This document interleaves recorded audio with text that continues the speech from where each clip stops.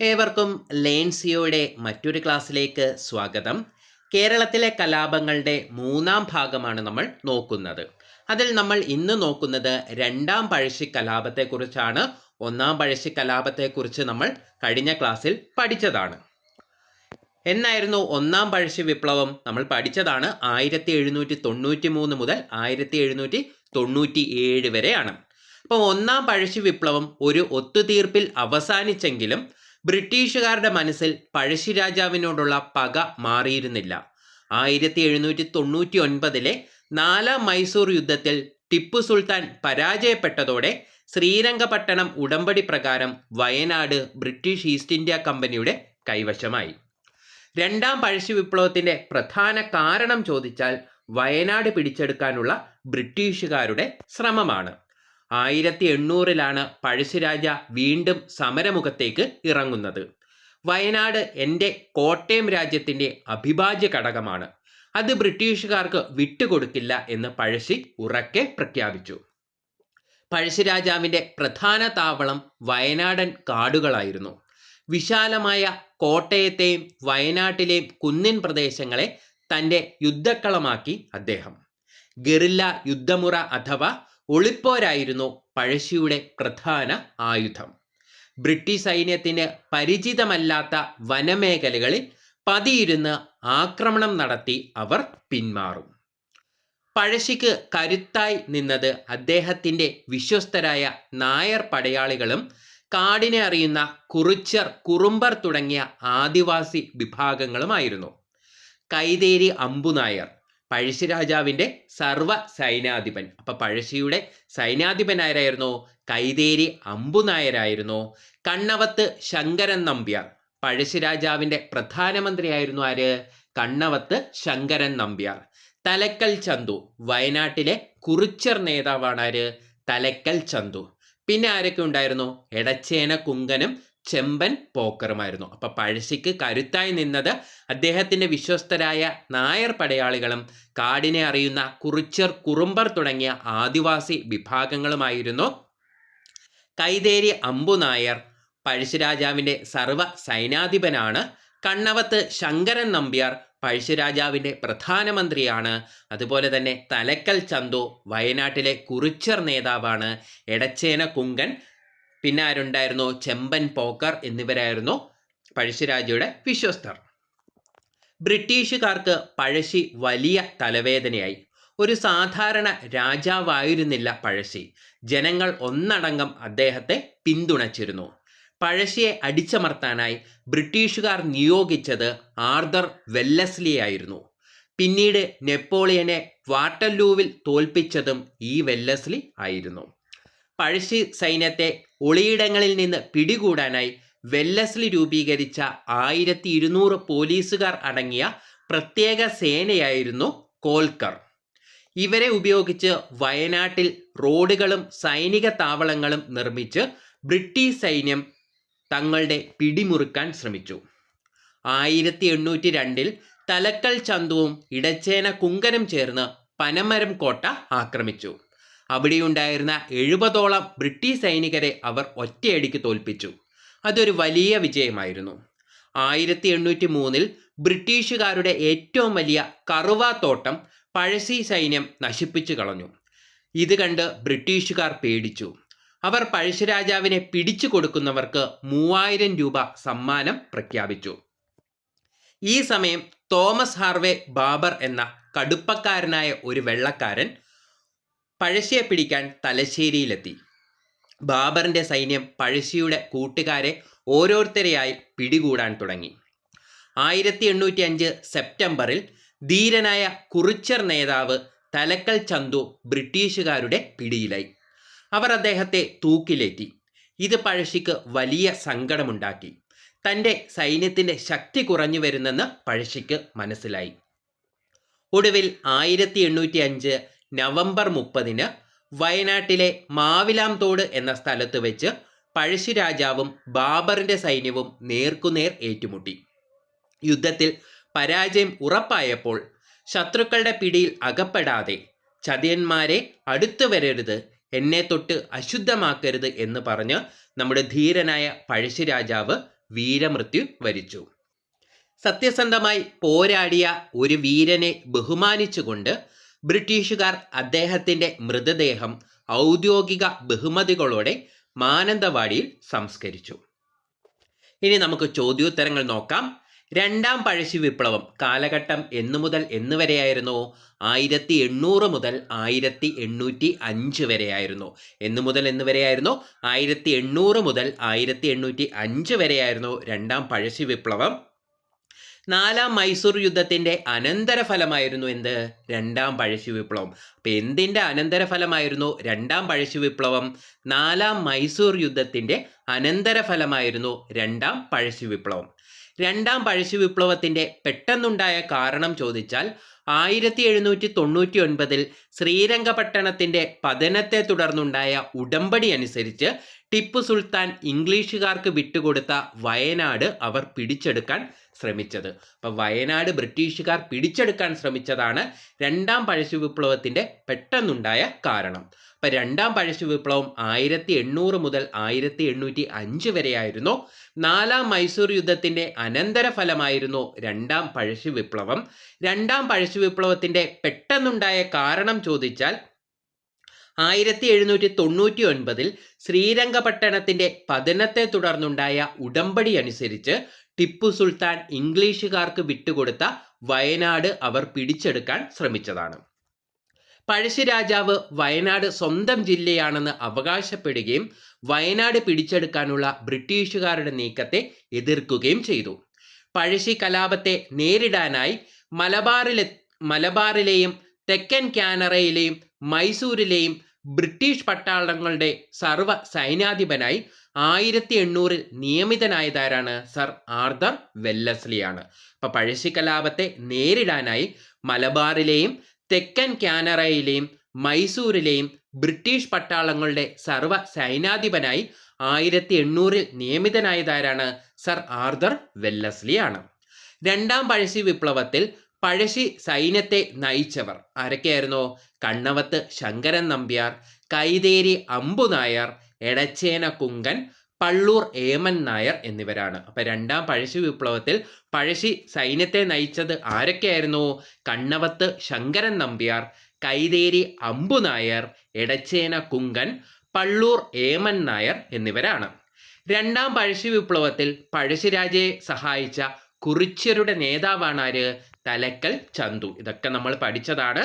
1801 മൈസൂരിൽ നിന്നും പഴശ്ശിയെ നേരിടാൻ വയനാട്ടിലെത്തിയ സൈന്യത്തിന് നേതൃത്വം നൽകിയത് കേണൽ സ്റ്റീവൻസൺ ആണ്. എന്നാണ് 1801 മൈസൂരിൽ നിന്നും പഴശ്ശിയെ നേരിടാൻ വയനാട്ടിലെത്തിയ സൈന്യത്തിന് നേതൃത്വം നൽകിയതാരാണ്? കേണൽ സ്റ്റീവൻസൺ ആണ്. കണ്ണവത്ത് ശങ്കരൻ നമ്പ്യാരെ തൂക്കിലേറ്റിയ വർഷം 1801 നവംബറിലാണ്. ലഫ്റ്റനന്റ് എഡ്വേർഡിന്റെ നേതൃത്വത്തിലാണ് തൂക്കിലേറ്റിയത്. അപ്പൊ കണ്ണവത്ത് ശങ്കരൻ നമ്പ്യാരെ തൂക്കിലേറ്റിയ വർഷം എന്നാണ്? 1801 നവംബറിലാണ്. ലഫ്റ്റനന്റ് എഡ്വേർഡിന്റെ നേതൃത്വത്തിലാണ്. 1802 ജനുവരിയിൽ മലബാർ ജില്ലയെ നിരായുധീകരിച്ച കളക്ടർ ആരെന്ന് ചോദിച്ചാൽ മേജർ മക്ലോയിഡ് ആണ്. അപ്പം 1802 ജനുവരിയിൽ മലബാർ ജില്ലയെ നിരായുധീകരിച്ച കളക്ടർ ആരാണ്? മേജർ മക്ലോയിഡ് ആണ്. എടച്ചേന കുങ്കൻ, തലക്കൽ ചന്തു എന്നിവർ ചേർന്ന് പനമരം കോട്ട പിടിച്ചെടുത്ത വർഷം 1802 ഒക്ടോബറിലാണ്. ഇതൊക്കെ നമ്മൾ പഠിച്ചതാണ്. അപ്പം കണ്ണവത്ത് ശങ്കരൻ നമ്പ്യാരെ തൂക്കിലേറ്റിയ വർഷം 1801 നവംബറിലാണ്. ലഫ്റ്റനന്റ് എഡ്വേർഡിന്റെ നേതൃത്വത്തിലാണ് 1801 നവംബറിൽ കണ്ണവത്ത് ശങ്കരൻ നമ്പ്യാരെ തൂക്കിലേറ്റുന്നത്. 1802 ജനുവരിയിൽ മലബാർ ജില്ലയെ നിരായുധീകരിച്ച കളക്ടർ ആരാണ്? മേജർ മക്ലോയിഡ് ആണ്. അപ്പം മേജർ മക്ലോയിഡ് ആണ് 1802 ജനുവരിയിൽ മലബാർ ജില്ലയെ നിരായുധീകരിച്ച കളക്ടർ. എടച്ചേന കുങ്കൻ, തലക്കൽ ചന്തു എന്നിവർ ചേർന്ന് പനമരം കോട്ട പിടിച്ചെടുത്ത വർഷം 1802 ഒക്ടോബറിലാണ്. അപ്പം എടച്ചേന കുങ്കൻ, തലക്കൽ ചന്തു എന്നിവർ ചേർന്ന് പനമരം കോട്ട പിടിച്ചെടുത്ത വർഷം എന്നാണ്? 1802 ഒക്ടോബറിലാണ്. കുറിച്യരുടെയും കുറുമ്പരുടെയും സഹായത്തോടെ പഴശ്ശി ഗറില്ല യുദ്ധം നടത്തിയത് വയനാടൻ കുന്നുകളിൽ വെച്ചാണ്. നമുക്കറിയാം ഏത് യുദ്ധ രീതിയായിരുന്നു? ഗറില്ല യുദ്ധമായിരുന്നു, അല്ലെങ്കിൽ ഒളിപ്പോരായിരുന്നു പഴശ്ശിരാജ നടത്തിയത്. അത് വയനാട് കുന്നുകളിൽ വെച്ചാണ്. രണ്ടാം പഴശ്ശി വിപ്ലവ സമയത്തെ തലശ്ശേരി സബ് കളക്ടർ ആരായിരുന്നു? തോമസ് ഹാർവേ ബേബർ ആയിരുന്നു. ആരായിരുന്നു? തോമസ് ഹാർവേ ബാബർ ആയിരുന്നു രണ്ടാം പഴശ്ശി വിപ്ലവ സമയത്തെ തലശ്ശേരി സബ് കളക്ടർ. പഴശ്ശിരാജയെ പിടികൂടാൻ ആർതർ വെല്ലസ്ലി രൂപീകരിച്ച സൈനിക സംഘം ഏതായിരുന്നു? കോൽക്കർ ആയിരുന്നു. പഴശ്ശിരാജയെ പിടികൂടാൻ ആർതർ വെല്ലസ്ലി രൂപീകരിച്ച സൈനിക സംഘം ഏതായിരുന്നു? കോൽക്കർ ആയിരുന്നു. അപ്പൊ കുറിച്യരുടെയും കുറുമ്പരുടെയും സഹായത്തോടെ പഴശ്ശി ഗുറില്ല യുദ്ധം നടത്തിയത് വയനാട് കുന്നുകളിൽ വെച്ചാണ്. രണ്ടാം പഴശ്ശി വിപ്ലവ സമയത്തെ തലശ്ശേരി സബ് കളക്ടർ ആരായിരുന്നു? തോമസ് ഹാർവേ ബാബർ ആയിരുന്നു. പഴശ്ശിരാജയെ പിടികൂടാൻ ആർതർ വെല്ലസ്ലി രൂപീകരിച്ച സൈനിക സംഘം ചോദിച്ചാൽ കോൽക്കർ ആയിരുന്നു. പഴശ്ശിരാജ വെടിയേറ്റ് മരിച്ചത് 1805 നവംബർ 30-നാണ്. എന്നാണ് 1805 നവംബർ 30-നാണ് പഴശ്ശിരാജ വെടിയേറ്റ് മരിച്ചത്. എന്നാണ് 1805 നവംബർ 30-നാണ്. പഴശ്ശിരാജ വെടിയേറ്റ് മരിച്ച സ്ഥലം മാവിലാന്തോടാണ്. വയനാട്ടിലെ മാനന്തവാടിക്കടുത്തുള്ള മാവിലാന്തോട് എന്ന സ്ഥലത്ത് വെച്ചാണ് പഴശ്ശിരാജ വെടിയേറ്റ് മരിച്ചത്. പഴശ്ശിരാജയെ കേരള സിംഹം എന്ന് വിശേഷിപ്പിച്ചത് സർദാർ KM പണിക്കരാണ്. അപ്പൊ കേരള സിംഹം എന്ന പുസ്തകം രചിച്ചതും ആര് തന്നെയാണ്? സർദാർ KM പണിക്കരാണ്. ആ പുസ്തകത്തിലൂടെയാണ് അദ്ദേഹം പഴശ്ശിരാജയെ കേരള സിംഹം എന്ന് വിശേഷിപ്പിച്ചത്. തലക്കൽ ചന്തു സ്മാരകം സ്ഥിതി ചെയ്യുന്നത് പനമരത്താണ്. പനമരം എവിടെയാണ്? വയനാടാണ്. അപ്പൊ തലക്കൽ ചന്തു സ്മാരകം സ്ഥിതി ചെയ്യുന്നത് എവിടെയാണ്? പനമരമാണ്. പനമരം എവിടെയാണ്? വയനാടാണ്. അപ്പൊ പഴശ്ശിരാജ വെടിയേറ്റ് മരിച്ചത് 1805 നവംബർ 30-നാണ്. പഴശ്ശിരാജ വെടിയേറ്റ് മരിച്ച സ്ഥലം ചോദിച്ചാൽ മാവിലാന്തോടാണ്. അതുപോലെ തന്നെ പഴശ്ശിരാജയെ കേരള സിംഹം എന്ന് വിശേഷിപ്പിച്ചത് സർദാർ KM പണിക്കർ. തലക്കൽ ചന്തു സ്മാരകം സ്ഥിതി ചെയ്യുന്നത് എവിടെയാണ്? വയനാട്ടിലെ പനമരത്താണ്. കേരള സിംഹം എന്ന പുസ്തകം രചിച്ചത് സർദാർ KM പണിക്കരാണ്. പഴശ്ശി സമരങ്ങൾ എന്ന പുസ്തകം രചിച്ചത് KKN കുറുപ്പാണ്. തിരിഞ്ഞു പോകരുത്. കേരള സിംഹം എന്ന പുസ്തകം രചിച്ചതാരാണ്? സർദാർ KM പണിക്കരാണ്. പ്രത്യേകം ഓർക്കുക, എൻഷ്യൽ പ്രത്യേകം പഠിക്കുക. സർദാർ KM പണിക്കരാണ്. അപ്പൊ കേരള സിംഹം എന്ന പുസ്തകം രചിച്ചത് സർദാർ KM പണിക്കരാണ്. പഴശ്ശി സമരങ്ങൾ എന്ന പുസ്തകം രചിച്ചത് KKN കുറുപ്പാണ്. ആരാണ്? KKN കുറുപ്പാണ്. പഴശ്ശിരാജ ചമയങ്ങളില്ലാതെ എന്ന പുസ്തകം രചിച്ചത് മുണ്ടക്കയം ഗോപിയാണ്. അപ്പൊ പഴശ്ശിരാജ ചമയങ്ങളില്ലാതെ എന്ന പുസ്തകം രചിച്ചത് മുണ്ടക്കയം ഗോപിയാണ്. കലാപകാരിയാണെങ്കിലും അദ്ദേഹം ഈ രാജ്യത്തെ മുറപ്രകാരമുള്ള ഒരു നാടുവാഴിയാണ്. ഒരു പരാജിത ശത്രുവെന്നതിനേക്കാൾ ആ നിലയിൽ വേണം അദ്ദേഹത്തെ കണക്കാക്കാൻ എന്ന് പഴശ്ശിയെക്കുറിച്ച് പരാമർശിച്ചതാരാണ്? TH ബേബർ ആയിരുന്നു. എന്തായിരുന്നു? കലാപകാരിയാണെങ്കിലും അദ്ദേഹം ഈ രാജ്യത്തെ മുറപ്രകാരമുള്ള ഒരു നാടുവാഴിയാണ്. ഒരു പരാജിത ശത്രുവെന്നതിനേക്കാൾ ആ നിലയിൽ വേണം അദ്ദേഹത്തെ കണക്കാക്കാൻ എന്ന് അഭിപ്രായപ്പെട്ടത് TH ബേബർ ആയിരുന്നു, അല്ലെങ്കിൽ തോമസ് ഹാർവേ ബേബർ ആയിരുന്നു. അപ്പം കേരള സിംഹം എന്ന പുസ്തകം രചിച്ചത് സർദാർ KM പണിക്കരാണ്. പഴശ്ശി സമരങ്ങൾ എന്ന പുസ്തകം രചിച്ചത് KKN കുറുപ്പാണ്. പഴശ്ശിരാജ ചമയങ്ങളില്ലാതെ എന്ന പുസ്തകം രചിച്ചത് മുണ്ടക്കയം ഗോപിയാണ്.